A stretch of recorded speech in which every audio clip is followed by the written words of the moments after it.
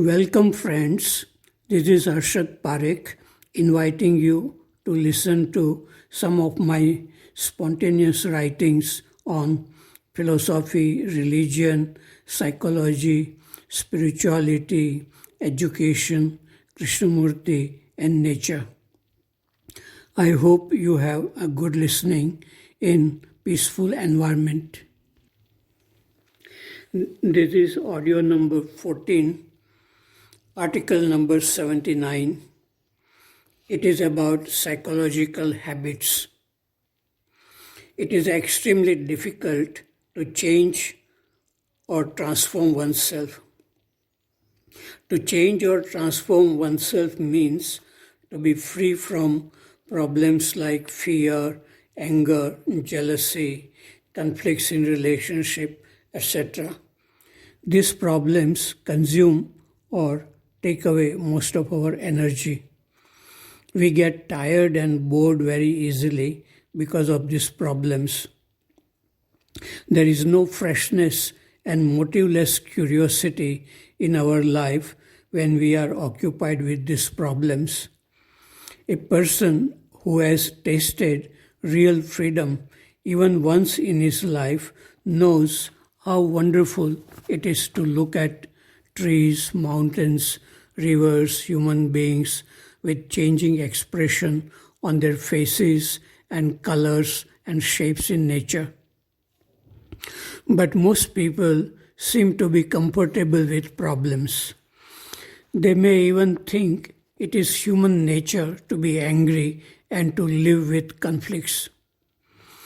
It is easy to justify these problems because freedom demands great passion, curiosity, and honesty to look inward to see how these problems come into existence. This inward non-verbal looking is called awareness. It exists in human beings, but it is hidden under dense clouds of habitual thinking. Thinking has become a habit because most of our life is spent in acquiring knowledge of the external world through thinking. Our mind continues to chatter habitually even when we are alone and not doing anything in particular. To break habits like smoking and drinking is very difficult and painful. But to break psychological habits like anger is even more difficult. It is possible when motiveless, non-verbal awareness comes in our life. If this is the greatest challenge in our life, then it is possible to see clearly how problems come into existence and a new way of living happens. Article number 80, it is about inner journey.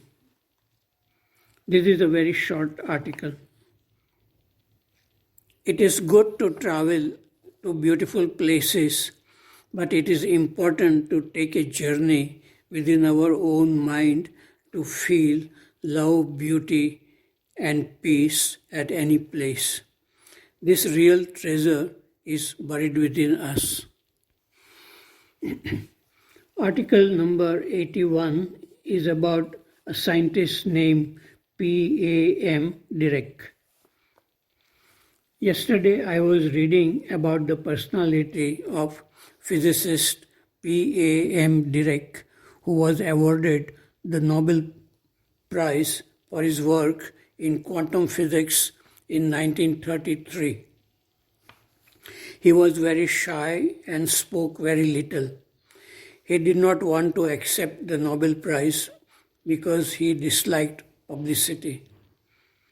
But when he was told that by not accepting the Nobel Prize, he would attract more publicity, he had to accept the prize. Dirac did not like poetry.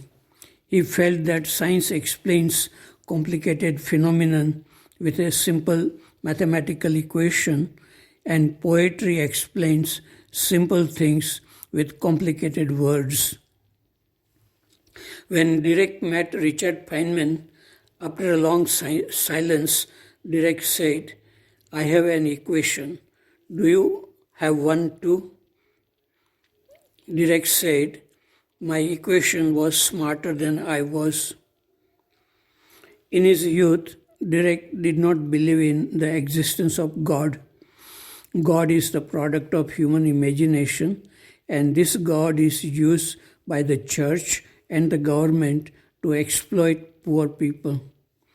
Religion is a kind of opium that allows a nation to be lazy and makes people indulge in wishful dreaming.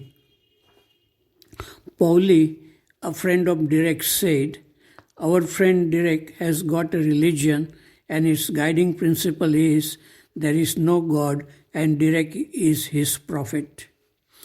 Dirac laughed when he heard this.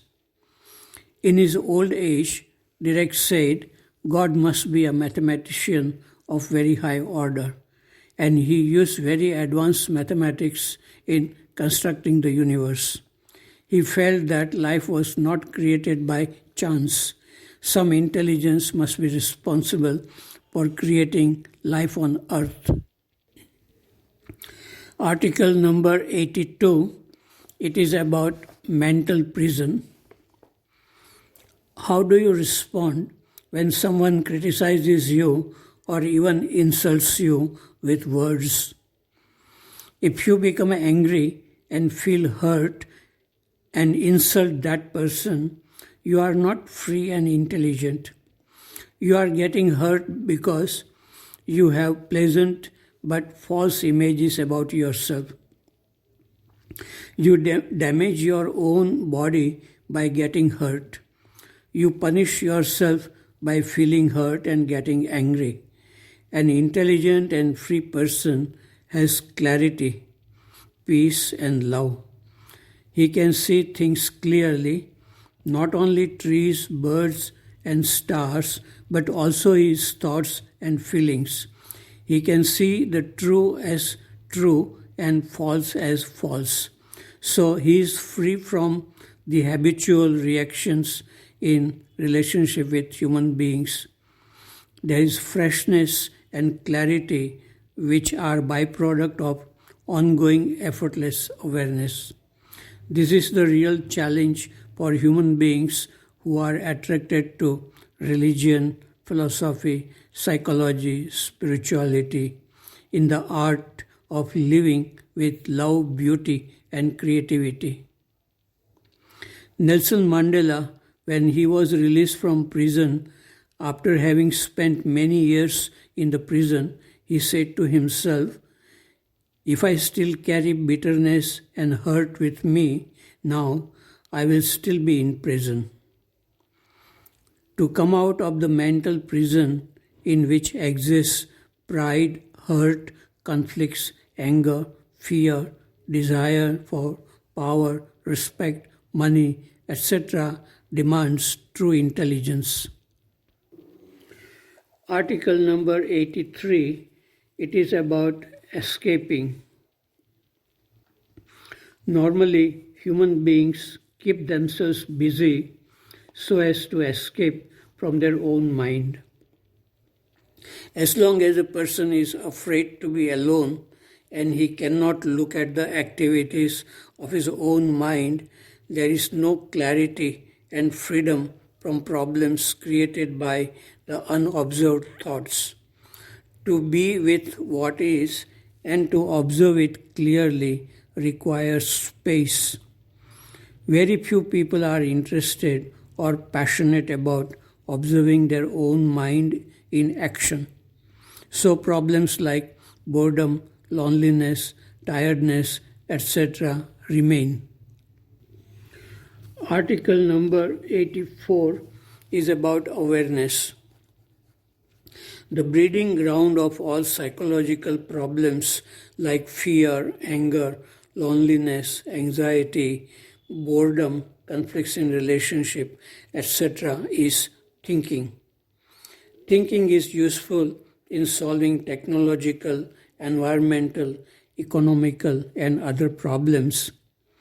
But Thinking cannot solve problems created by itself when the entity called I or me comes into existence from thinking. If this I tries to solve problems like fear, anger, it creates more conflicts. It is like a rat with a short tail trying to catch its own tail and going round and round. Human beings are caught in this kind of circular movement of thinking. It is only when a new dimension called awareness comes into existence that problems created by thinking can be seen clearly at the root. This awareness is non-verbal and not in the dimension of thinking. In Krishnamurti's words, in the light of awareness, all problems created by thinking are dissolved.